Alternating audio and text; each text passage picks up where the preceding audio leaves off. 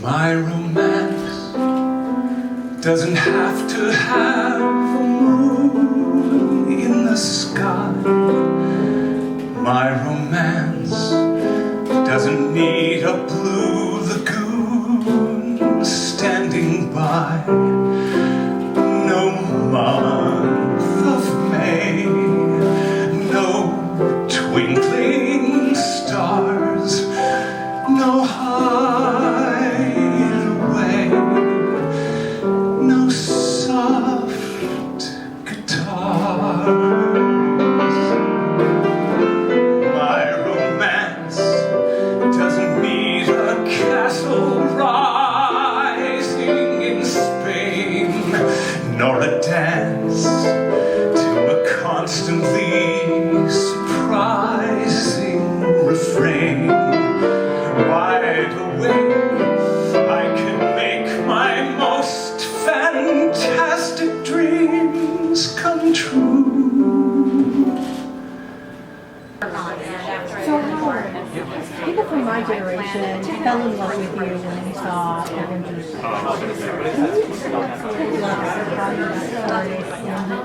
I love that. Well, I started actually playing the clarinet in high school orchestra. And my brother had the lead in The Sound of Music, and it was my first ever Broadway musical that I appeared, actually took part in the orchestra film.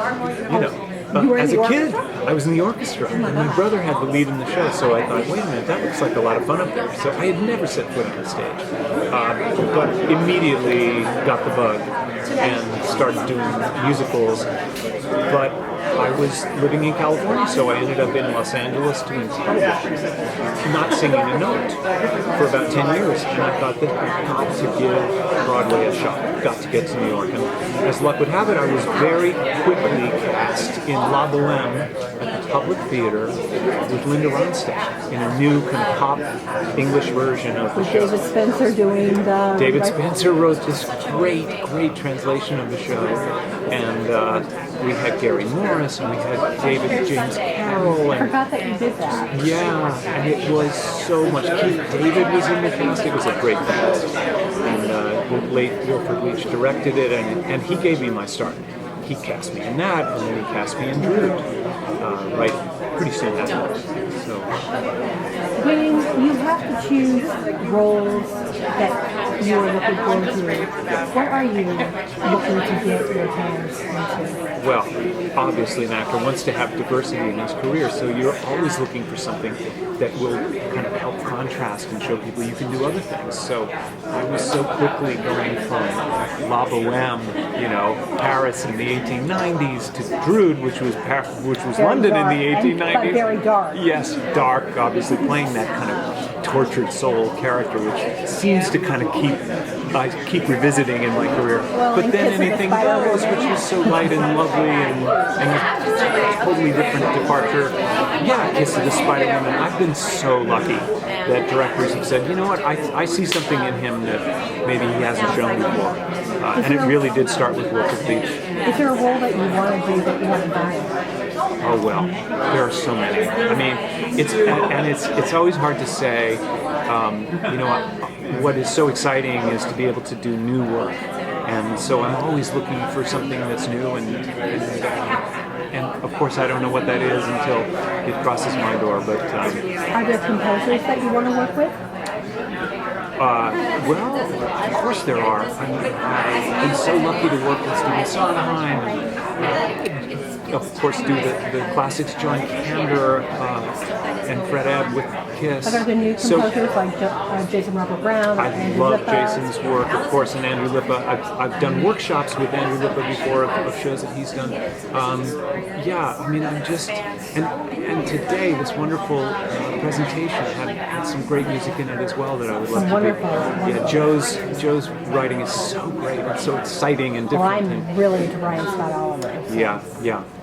Right. Now, if you had to choose a song that says who Howard McGillin, what would that song be? Boy, that's a tough one. I mean, I'm kind of an old softie. I'm a romantic at heart. So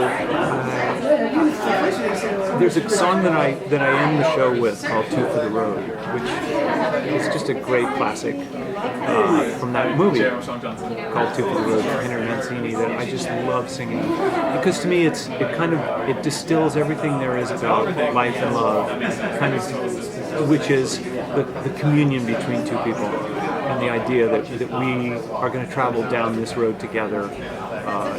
To me, it's exquisite and simple and great. And can you tell us when you're playing at 54 Below?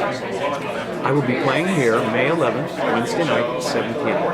And is there anything else that we can see you in to look forward to see you play? Well, you can tune in CBS to The Good Wife. I'll be on April 17th. I've done a couple appearances on that over this season. Will you be at the Tribeca when they're talking about that? I will not be, no.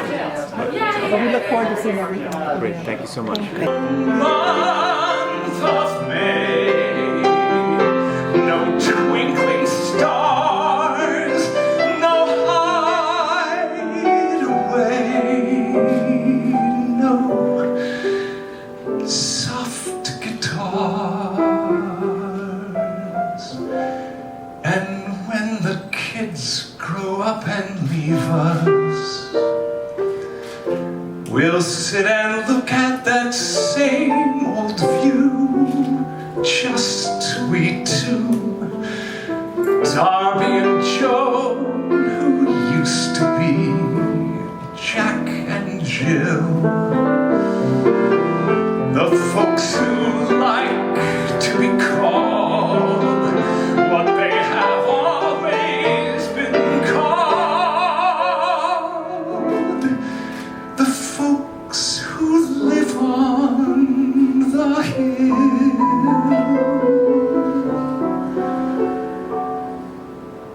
My romance doesn't need a thing but you.